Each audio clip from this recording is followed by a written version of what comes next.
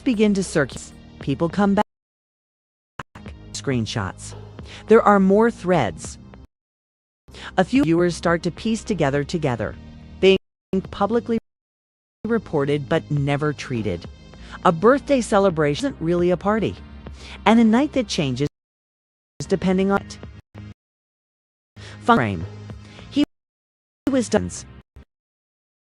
Night. Cars, restaurants, and travel. Who unexpected? Where did they sit? Birthday celebration. Here's me. Since I'm telling of your face, I really were a bull who didn't head upstairs. The temperature decreases when he explains why he didn't pursue Tamar into her own home. According to Funky, he returned home because Mendeecees and Tamar were sharing it. Since there is no longer any misinterpretation in the story, the internet then moves from discussing tone to tracking movement. It has to do with the closeness of silence. Why would ambulance show blood, claim they don't know what happened, and allow rumors to spread around them? Mandy and his homeboy enter. All right, so this is the first time that you and I have been spending time together. Comments are pouring in. Some people stand up for Tamar. Funky possesses some supporters, but observes the same thing. There is one name that keeps coming up. No one has responded. Just one remark. We're heading to Sauce and Buckhead. It's Sauce. Y'all, I really don't want to go, I said as I drove to Sauce. When I arrive at Sauce, Zoe calls and says Tamar comment in particular never goes away. If anyone is aware of what transpired upstairs, it wasn't him. If that idea takes hold, this becomes far more dangerous all out. Because the internet doesn't wait for an explanation when stories don't match. It strains everything and slows down the story by he doesn't follow Tamar's feelings or make assumptions about her intentions. Instead, he analyzes the timeline she provided and a logistical one that describes who phoned whom, where they went, as well as the actual events of the night. The speed is deliberate, implying that what is going to happen is memory rather than response. And that distinction is important because as soon as Tamar reframes the evening, his reluctance starts to resemble insulation rather than uncertainty. He begins by angrily contesting the basis of her interview. The birthday party was centered around the notion that she was donating to a friend. Funky claims that this framing is not only inaccurate but intentional. He clarifies that Tamar and Zoe were merely searching for a place to eat, that they got in touch with him because everything in the area was closed, and that he initially recommended Ruth's Chris as a last resort evening. There was no event. At first, it was a convenience, and Tamar's subsequent emotional connection to it is immediately undermined by that fact.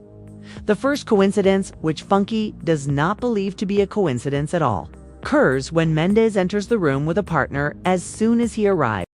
Big deal out of it, doesn't accuse anyone. This wasn't the first time, but unexpectedly during several get-togethers. One observation alteration diminishes believability. One unexpected could be the result of, I didn't play it in this.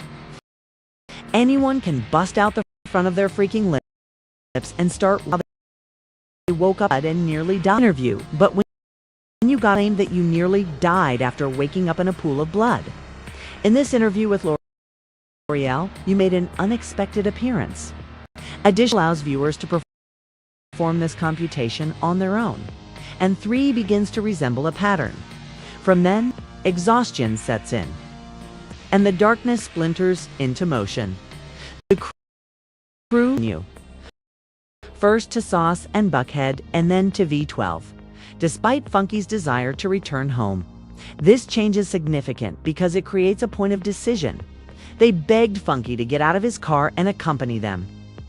But it was obvious that he didn't want to go any further because of his unusual driving. Funky talks about being told to get out of his car and drive somewhere else on his own. I'm going to talk about it, everything. Since she was hosting a birthday, I didn't get out of the car and accompanied Tamar upstairs when we returned to her house.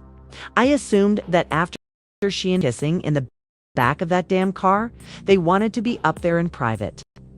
In this instance, it's control someone steering the evening's trajectory and making sure they're close. Additionally, according to Anki's description of Tamar's casual arrival at Tamar's residence, I got him and drove home instead of going upstairs because he doesn't express discomfort abruptly. Rather, it develops gradually.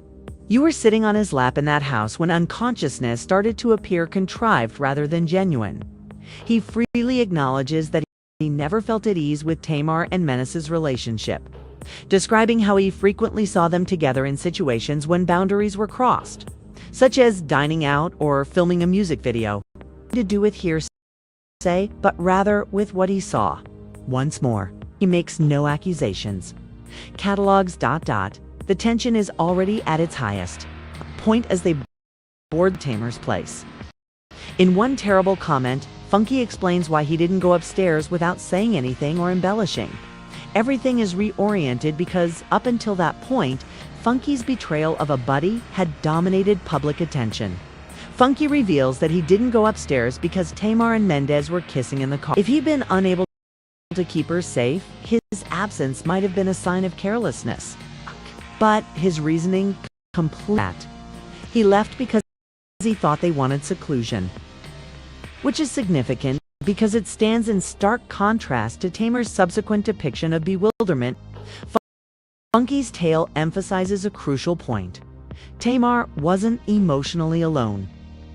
Not in the context of society, and not physically, he continued. When he says she was sitting on Mendeecees' lap in the Uber, the image rests specific. If it is appropriate, viewers discuss whether it might be reconciled with the assertion that they were unaware of what transpired after the online discourse part. Funky happened upstairs. And commenters are now questioning who else was there. Presence hasn't been addressed, as well as whether Funky claims that Mendeecees went upstairs with his friend, just not to reveal who went. The revolves around that sentence. Close proximity at that precise moment, because Tamar goes on to explain blood damage and a refusal to call an ambulance. Rather than making fun of their statements, Funky returns to them to challenge their consistency. He remembers Tamar claiming that she nearly died when she woke up in a pool of blood. But he contrasts that with her admission that she was in emergency services, but decided not to.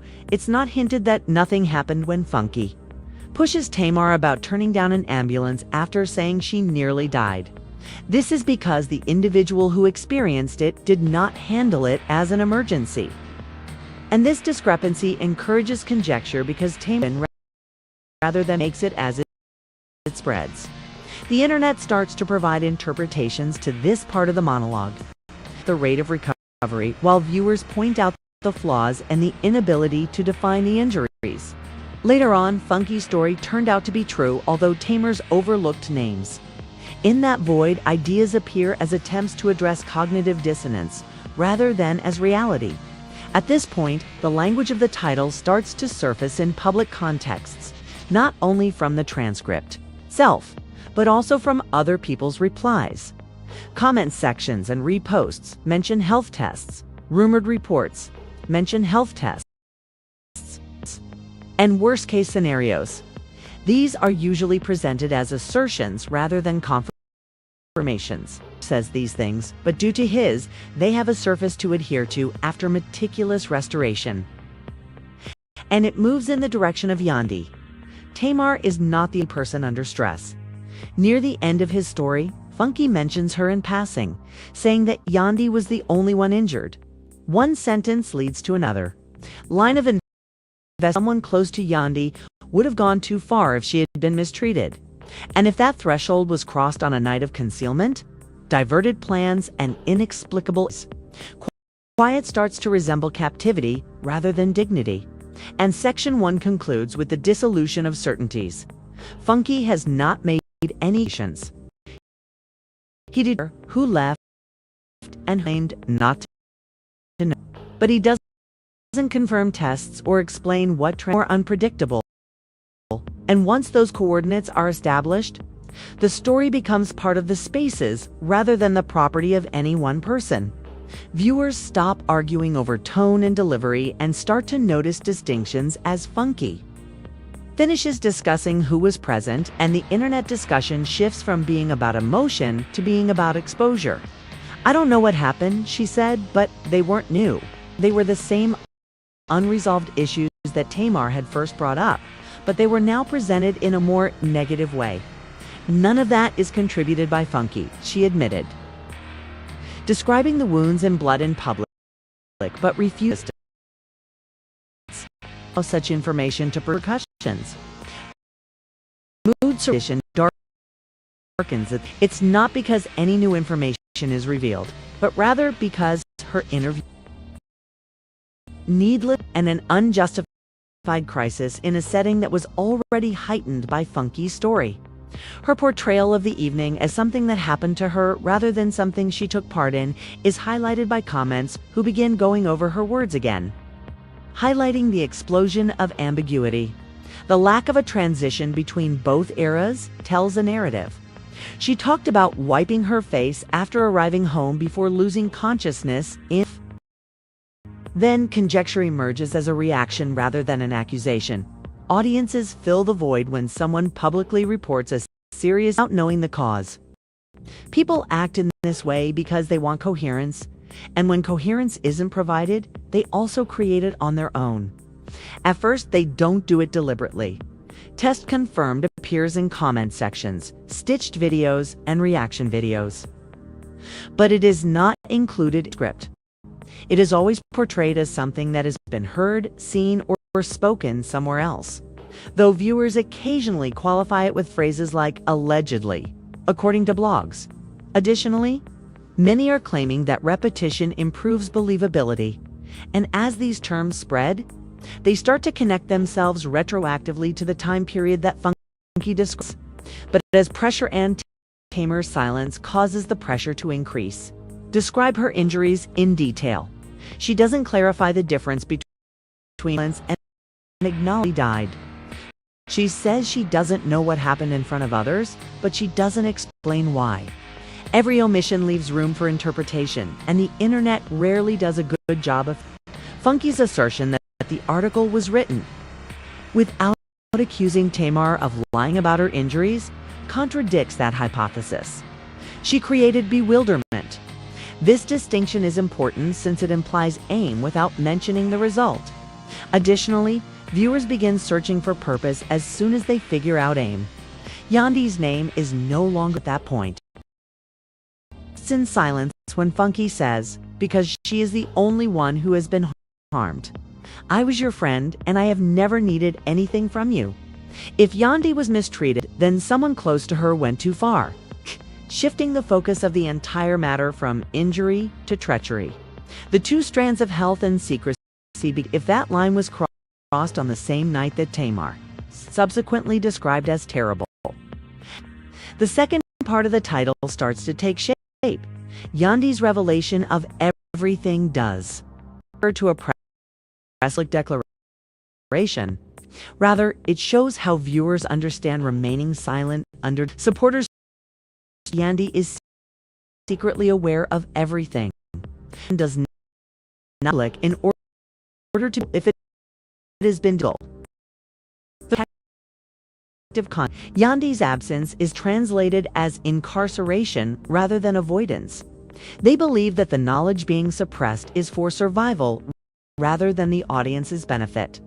This theory gains traction because it fits with the pattern of behavior.